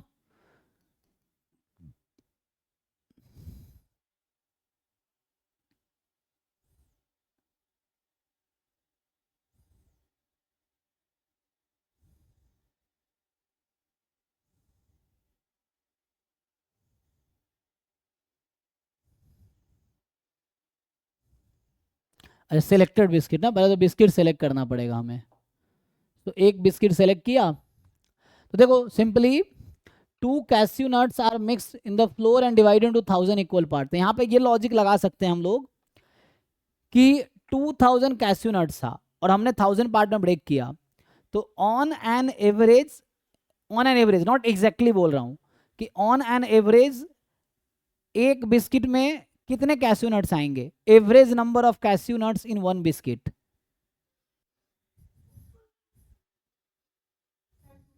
तू ना, क्योंकि दो कैस्यू नट से 1000 पार्ट में डिवाइड किया ना, तो एक पार्ट में ऑन एन एवरेज जो एक्स बार आएगा, क्या बोलते हैं एवरेज। एवरेज क्या है, sum of all upon number of parts. तो यहाँ पे जो मीन है ना, एक्चुअली ये हमें बता रखा है इन्होंने कि व्हाट इज द मीन। तो यहाँ पे mean number of cashew nuts जो ई एक्स है, एक्स मेरा ये number of cashew nuts in selected biscuit, so selected biscuits, है ना। तो ये हमारे दे रखा है।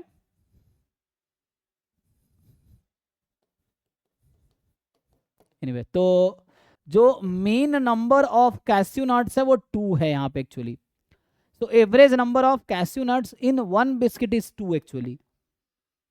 तो अब क्या करना चाहोगे, तो मे भी हम, है ना, हो सकता है कि हालांकि एक्स का सपोर्ट अगर तुम देखोगे तो एक बिस्किट में कितने कैस्यू नट्स आ सकते हैं, 0 से लेके 2000 तक कुछ भी। अगर यहाँ में सपोर्ट लिखता है इसका एक्स का रेंज, तो जो बिस्किट तुमने सेलेक्ट किया है रैंडमली उसमें हो सकता है एक भी कैस्यू नट्स ना हो सकता है एक है, दो है, या हो सकता है 2000 के 2000 आ जाए, ठीक है ना। ये इसका सपोर्ट है एक्चुअली। यहाँ एन बहुत लार्ज है ना, तुम देखो एक्स का एन बहुत लार्ज है कि नहीं, एन बहुत लार्ज है। सो इनफैक्ट कहीं ना कहीं एक्स का डिस्ट्रीब्यूशन बाइनोमियल एनपी होगा।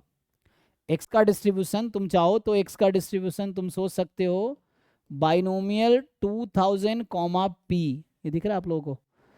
सो ये है बाइनोमियल 2000 कॉमा पी, मैं यहाँ लिखता हूँ देखो।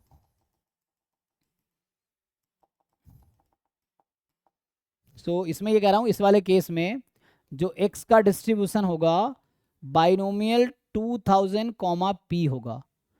यहाँ एन बहुत लार्ज है। सो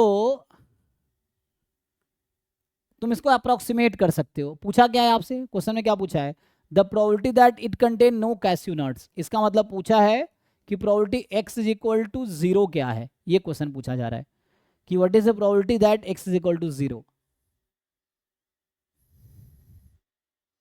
बताओ कैसे निकालोगे, तो तुम इसको अप्रोक्सीमेट कर लो किसमें, पॉइसन में। तो क्या आएगा, पॉइसन में अप्रोक्सीमेट करेंगे तो पॉइजन में क्या आता है, मीन ही तो आता है ना, एनपी यहाँ मीन ही तो होगा, मीन मुझे पहले से पता है। तो ये पॉइसन 2 हो जाएगी कि नहीं, क्वेश्चन कैसे पता, मुझे एवरेज पहले से पता है ना, मीन मीन पहले से पता है मुझे।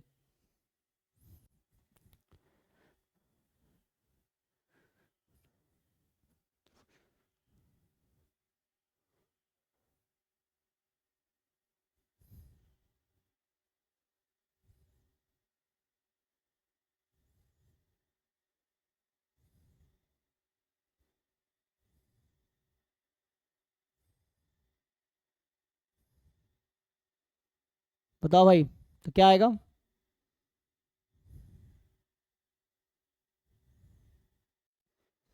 ठीक है ना। तो सिंपल है ना, पॉइजन 2 है, तो ये हमने यूज करने की जरूरत नहीं, बाइनोमियल एनपी बोल दो, एन हालांकि 1000 था, तो इसको हमने अप्रोक्सीमेट किया पॉइजन 2 में। 2 कहाँ से है, एनपी मीन है ना, तो मीन तो मुझे पहले से पता है, तो यहाँ मीन ही आता है। पॉइजन लैम्बडा, लैम्बडा क्या होता है, मीन, मीन पहले मुझे पता है, तो ये लैम्बडा ही तो है यहाँ पे, this is the lambda. So lambda ये आ गया। अब पॉइजन 2 में प्रोबेबिलिटी निकाल लो x बराबर 0 की, तो पॉइजन 2 में x बराबर 0 की जो प्रोबेबिलिटी है e की पावर -2 2 की पावर 0/0 फैक्टोरियल, तो जस्ट e की पावर -2 आ गई है ना। और इसकी अप्रॉक्सीमेट वैल्यू देख लो क्या आएगी, तो वहां से भी मिल जाएगा। और अगर म्यू पता है तो p भी निकल आएगा। अगर तुम चाहो तो p निकालना चाहो तो 2000 p इज इक्वल टू 2, तो p आ जाएगा 1/1000, क्योंकि एक बिस्किट पहले चूज करने की प्रोबेबिलिटी आएगी 1/1000 उसके बाद, है ना। तो वैसे तुम देखते हो तो p की वैल्यू 1/1000 आ जाएगी। कैसे? np इज इक्वल टू 2 कर देंगे, मीन पहले से पता है मुझे, तो np इज इक्वल टू 2 हो गया। तुम आराम से सोचो अपने तरीके से कि np इज इक्वल टू 2, तो p आ जाएगा 1/1000 अगर चाहिए तो, वरना चाहिए नहीं मुझे। ऐसे तो तुम बाइनोमियल से भी कर सकते हो, और तुम्हें चाहिए कि x बराबर 0 निकालना है तो बाइनोमियल लगा लो, बाइनोमियल से भी आंसर मैच करेगा। अगर तुम बाइनोमियल, यहाँ से कहा नहीं ना अप्रॉक्सीमेशन यूज़ करना है, तो तुम अप्रॉक्सीमेशन नहीं भी यूज़ करोगे, बाइनोमियल 2000 p की वैल्यू कितनी आएगी 1/1000। कैसे पता चला मुझे? np is equal to 2, np mean होता है यहाँ पे और 2 दे रखा है, तो np इज इक्वल टू 2, तो p की वैल्यू आ जाएगी 1/1000। तो वहाँ से और कैसे भी निकालो, तो इसमें क्या आ रहा है, b आ रहा है। सो e की पावर -2 की अप्रॉक्सीमेट वैल्यू कितनी है? हाँ बस इतना काफ़ी है, क्योंकि रेंज इन्होंने ऐसा दिया 0.1, 0.1 से 0.2, 2 से 3 है ना, 0.3 0.4, तो 0.13 है, तो बीच में लाई करेगा। तुम बाइनोमियल से निकालो x बराबर 0 की प्रोबेबिलिटी, तब भी आंसर सिमिलर आएगा। कैलकुलेटर से यूज़ कर सकते ना हम यहाँ पे। जैसे मैं ये कह रहा हूँ कि इनिशियली मैंने ये डिसाइड किया कि टोटल 2000 कैस्यू नट्स है, सो टोटल 2000 कैस्यू नट्स है, x का डिस्ट्रीब्यूशन था बाइनोमियल 2000 p, और मुझे पहले से पता चल गया कि ऑन एन एवरेज ईच में 2 आएंगे, तो ये होता है n इंटू पी, तो p यहाँ से नहीं आ जाएगा 1/1000, तो यहाँ से आ गया, ये हो गया बाइनोमियल 2000, ये 1/1000। अब तुम यहाँ से अगर x बराबर 0 निकालोगे बाइनोमियल, क्योंकि अप्रॉक्सीमेशन क्वेश्चन ने कहा नहीं कि यूज़ करना है, तो तुम अगर चाहिए तुम खुद से ऐसे, हालांकि n लार्ज है तो बेटर है कि अप्रॉक्सीमेशन ही यूज़ करे, क्योंकि n काफ़ी लार्ज है ना, p काफ़ी, तुम बाइनोमियल अप्रॉक्सीमेशन भी लगा सकते हो, लेकिन उसके लिए देखना पड़ेगा डेटा है कि नहीं है। अगर डेटा होगा तो वो भी यूज़ कर सकते हैं। तो इसकी पावर 0 और 999, इसकी पावर 1000, इसकी पावर कितनी आ जाएगी 2000, तो ये तो बहुत लार्ज हो जाएगा। कैलकुलेटर से देख सकते हो ना, तो ऐसे ये काफ़ी मुश्किल नहीं कैलकुलेट करना, ले लेगा, बता देगा। देखो कैलकुलेटर भी यूज़ कर सकते हो तुम, बता देगा। पहले 0.999 की पावर 2000 करो, है ना, ये 0.999 है ना, यही है कि नहीं, सही लिखा मैंने, चेक कर लो एक बारी। हाँ ये है ना, तो ये कैलकुलेटर बता देगा, ये तुम्हें बताएगा। सो ये भी आंसर वही दे रहा है। तो अब कोई चाहिए नहीं है मुझे नॉर्मल अप्रोक्सीमेशन लगाना, तुम नॉर्मल भी लगा सकते हो, तो ये आ जाता नॉर्मल, है ना। सो लेकिन यहाँ पे ना p बहुत स्मॉल है, तो पॉइजन लगाना अलग ही है ना, एक अच्छा आइडिया नहीं है, लेकिन तुम चाहो तो, हालांकि फिर भी 0 के बहुत क्लोज ऐसा तो नहीं, लेकिन फिर ठीक है, n लार्ज है तो, सॉरी, हम लोग नॉर्मल पॉइजन तो लगाते हैं ना, पॉइजन तो वही केस था ना, जब n लार्ज हो p बहुत स्मॉल हो, तो Poisson is a good approximation, ठीक है, तो पॉइजन वाज गुड। नॉर्मल लगाना ठीक नहीं होगा मुझे लगता है ना, नॉर्मल के लिए था कि जो p है वो बहुत स्मॉल नहीं होनी चाहिए, बहुत स्मॉल है, 0.001 है, लेकिन फिर भी अगर तुम्हें देखना हो कि क्या होगा तो यू कैन ट्राई कि नॉर्मल np कर देंगे 2 npq, तो कितना आ जाएगा, तो ये काफ़ी वो आ जाएगा ना कॉम्प्लिकेट, npq 2 इंटू 999, 999 का डबल कितना हो जाएगा 1998, ये आ जाएगा अप्रॉक्सीमेटली, ठीक है। अब यहाँ से भी तुम देख सकते हो क्या आएगा, तो ये x बराबर 0 का मतलब है, तुम चाहो तो ट्राई करके एक्सपेरिमेंट कर सकते हो क्या आएगा, -1/2 से, लेकिन मुझे लग रहा है डेटा दे रखा होगा, क्योंकि इसके लिए हमें फाई की ज़रूरत पड़ेगी, देखना पड़ेगा इस पेपर में जाके देखो कि फाई दे रखा है जो इसमें ज़रूरत पड़ेगी। अगर मतलब उन्होंने जो आंसर की जिन्होंने बनाए हैं, अगर उन्होंने ये मेथड कंसिडर किया होगा तो वो आंसर दिया होगा, मतलब वो फाई दिया होगा, अगर नहीं किया अगर तो छोड़ दिया होगा। तो इस तरीके से ना, तो यहाँ से भी किया जा सकता है, तुम अगर वैसे चाहो कैलकुलेट करना तो x-2/√999/1000 ये था ना, फिर उसके हिसाब से करो ब्रेक और सिंप्लीफाई करो, फिर आ जाएगा phi this minus phi this. अब ये देखना है कि फाई एग्जाम में ये दे रखा है कि नहीं जो हमें ज़रूरत है, तो अगर उन्होंने ये मेथड कंसीडर नहीं किया होगा तो आंसर नहीं देगा। ऐसे ये यूज़ करना ठीक नहीं है, बिकॉज यहाँ पी काफ़ी स्मॉल है। जनरली नॉर्मल में ना पी जो होगा वो एक्सट्रीमली मतलब स्मॉल या एक्सट्रीमली लार्ज नहीं होगा, तो इसीलिए पॉइजन अप्रोक्सीमेशन इज फाइन, ठीक है ना। तो इसका जो पॉइजन अप्रोक्सीमेशन था that was good, so Poisson 2 आ जाएगा, एंड उससे इजीली x बराबर 0 हमने निकाला ही है अभी। सो x बराबर 0 जब पॉइजन से निकाला तो e की पावर -2 आया था, ठीक है ना, जो कि 0.13 ये भी आया था। दिस वाज आल्सो 0.13, ओके है। तो ये 3 क्वेश्चन के और भी क्वेश्चन होंगे जो कि देखना पड़ेगा। एक मैंने क्लास में जब आई थिंक जब हाइपर ज्योमेट्री कराया होगा तो उसमें एक क्वेश्चन था, वो आई थिंक बॉल वाला क्वेश्चन था।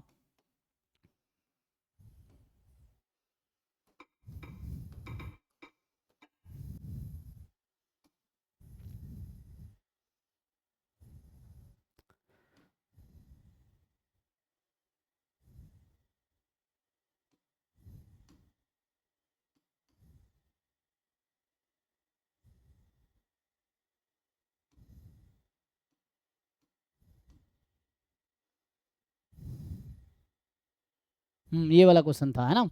तो ये तुम देख सकते हो, यहाँ मैं सॉल्व नहीं करूँगा, बस बता देता हूँ। So this you can use, so यहाँ यूज हो रहा है। हाँ, अब मैंने क्लास में कराए होंगे जब हमने वो किया था ना, जब हाइपर ज्योमेट्रिक पढ़ा था तो हमने ये क्वेश्चन कराए होंगे। सो इसमें सिंपल ये है कि क्या कह रहा है कि sample of size n drawn randomly without replacement, है ना। तो यहाँ पे जो है एक्स का डिस्ट्रीब्यूशन होगा, तुम पढ़ लो, hyper geometric I think 5n² two, यहाँ पे क्या बोला था, एक्स क्या है, नंबर ऑफ रेड बॉल्स है, तो रेड कितना है 2n² ना, 2n² कॉमा n। तो ये वो हो गया hyper geometric, capital N capital M small. अच्छा मैंने कैसे लिखता हूँ, ऐसे लिखता हूँ नोटेशन, अगर देख लेना जो भी नोटेशन है एन एम एम लिखता हूँ तो ऐसे लिखूंगा, अगर स्मॉल n पहले लिखता हूँ तो वैसा, ठीक है ना। तो ये चीज़ है कि ये कैपिटल N कैपिटल M उसके हिसाब से। अब क्या होगा, यहाँ चूंकि इसने कहा है limit n tends to infinity ले रखा है, तो इनफैक्ट n इन्फिनिटी है, तो जो कैपिटल N की वैल्यू वो भी इन्फिनिटी पे जाएगी, कैपिटल N भी इन्फिनिटी जाएगी। तो इसलिए हम क्या कर सकते हैं, इस x को अप्रोक्सीमेट कर सकते हैं बाइनोमियल n m/n से, ठीक है ना। तो उस केस में क्या आ जाएगा, तो उस केस में ये x बन जाएगा बाइनोमियल n कॉमा डिवाइड कर लो 5/2/5, तो 2/5। अब बाकी तुम कैलकुलेट कर लो, तो यहाँ से ex आ जाएगा np 2n/5, वेरिएंस x आ जाएगा 6n/25, देख लो। अब बाकी ऑप्शन चेक कर लो, है ना। तो यहाँ से जो l था, l वॉज exn/n, तो ये हो गया 2/5, और m है वेरिएंस xn/n, तो जो m की वैल्यू है 6/25, कैलकुलेशन चेक कर लेना बस। तो ये हो गया, आप बाकी चेक कर लो कौन कौन सा ऑप्शन सेटिस्फाई कर रहा है, हो गया सॉल्यूशन इसका। तो यहाँ क्या किया हमने, हाइपर ज्योमेट्री को अप्रोक्सीमेट किया बाइनोमियल में, ओके जी। चलिए तो यहीं स्टॉप करते हैं, थैंक यू। तो थ्योरीज तो ऐसे कंप्लीट कर लिया, अभी प्रॉब्लम सॉल्व करो। जितने भी रैंडम वेरिएबल के असाइनमेंट है, specially one single random variable, जितने क्वेश्चन में एक ही रैंडम वेरिएबल की बात करता है वो सारे सॉल्व करो। More than one random variable है तो उसमें थोड़ी डिफिकल्टी आएगी, ज्वाइंट हमने पढ़ानी है। तो अभी सिंगल रैंडम वेरिएबल वाले जितने असाइनमेंट है, चाहे PYQ है, नॉन PYQ है, या वो DPP जो है, वो सब सॉल्व करो। जो डाउट होगा अगले क्लास में असाइनमेंट यहाँ ओपन करूँगा, जो भी कहोगे DPP नंबर हो गया या असाइनमेंट, वो हम करके अभी सॉल्व करें। अगले कुछ क्लासों में प्रॉब्लम सॉल्व कराऊंगा जो आप कहोगे। तो जो भी असाइनमेंट अपने सॉल्व करो और उसके बाद उसको हम डिस्कस करेंगे क्लास में, ठीक है। चलो अब यहीं स्टॉप करते हैं, थैंक यू।